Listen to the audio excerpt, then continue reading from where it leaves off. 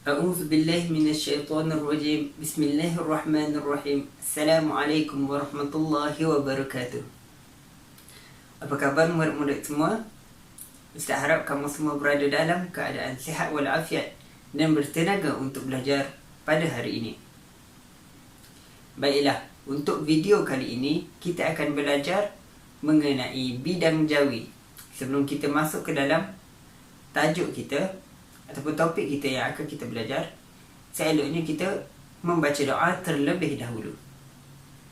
Allahumma aftah alaina hikmataka waishur alaina min khazaini rahmatika ya arhamar rahimin. Amin, amin, amin, ya Rabbal Alamin. Alhamdulillah, selesai sudah kita membaca doa sebelum belajar. Jadi untuk video kali ini, kita akan membuat sedikit ulang kaji mengenai tajuk bidang jawi yang kita belajar pada minggu-minggu sebelum ini. Jadi apakah tajuk yang kita belajar minggu sebelum ini? Cuba ingat balik. Okey, tajuk yang kita belajar adalah perkataan pinjaman bahasa Inggeris. Jadi kita akan membuat ulang kaji mengenai tajuk tersebut. Jadi mari kita lihat apa yang kita telah belajar pada minggu-minggu sebelum ini. Baiklah, jadi di sini tersenarai 3 perkataan pinjaman bahasa Inggeris, iaitu perkataan virus, klinik dan juga golf. Virus dalam tulisan Jawi dieja via waw sin. Klinik dalam tulisan Jawi kaf lam ya nun ya kaf, dan golf dalam tulisan Jawi ga waw lam fa.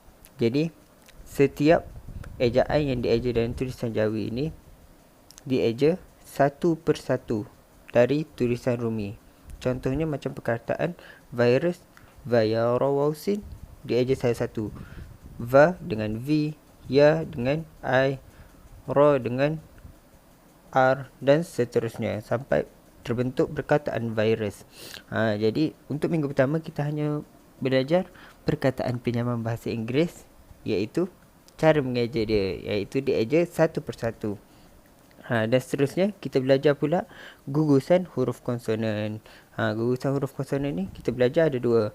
Satu di awal, satu di akhir. Untuk di awal kita mesti tulis secara serangkai. Contoh macam perkataan klinik ini. Kaf dan lam tu kita tulis sekali. Itu untuk gugusan huruf konsonan di awal. Kalau di akhir, lam dengan fa dalam perkataan golf tidak ditulis secara serangkai. Jadi lam dan fa tu tak boleh tulis sekali, kita tulis berasingan. Alhamdulillah, sekarang kita sudah ingat balik, kita sudah ulang kaji balik apa yang kita telah belajar mengenai perkataan pinjaman bahasa Inggeris. Jadi sekarang kita akan membuat sedikit bacaan. Bacaan dengan teks yang mengandungi perkataan pinjaman bahasa Inggeris supaya kita lebih ingat perkataan-perkataan tersebut. Teks ayat yang mengandungi perkataan pinjaman bahasa Inggeris. Okey, kita tengok mana perkataan pinjaman bahasa Inggeris. Untuk ayat pertama, ilmu sains dan ilmu matematik sering kita pakai tanpa kita sedar. Okey, jadi untuk perkataan pertama, kita nampak ada 2, iaitu sains dan matematik. Jadi sains merupakan perkataan pinjaman bahasa Inggeris, gugusan huruf konsonan di akhir, dan matematik hanya perkataan pinjaman bahasa Inggeris yang biasa.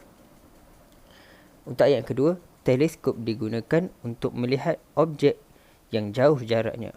Baiklah, untuk yang kedua pula, perkataannya adalah teleskop. Okey. Untuk ayat yang ketiga, ayah membawa kami makan spaghetti di restoran Liza. Okey. Untuk ayat yang ketiga terdapat 2 juga, iaitu spaghetti, perkataan pinjaman bahasa Inggeris, gugusan huruf konsonan di awal kata, dan juga restoran. Okey, ini untuk ayat yang ketiga. Untuk ayat yang terakhir, ayat yang keempat, kloroform sering digunakan sebagai bahan pembius. Okey. Untuk ayat yang keempat terdapat 2, iaitu chloroform dan juga pembius. Okey, pembius adalah perkataan pinjaman bahasa Inggeris yang biasa. Chloroform pula merupakan perkataan pinjaman bahasa Inggeris gugusan huruf konsonan di awal dan di akhir sekali. Kita dapat lihat dua gugusan huruf konsonan, iaitu di awal KL ataupun kaf lam dan juga RM ataupun ra mim. Alhamdulillah, selesai sudah pembelajaran kita pada hari ini mengenai perkataan pinjaman bahasa Inggeris.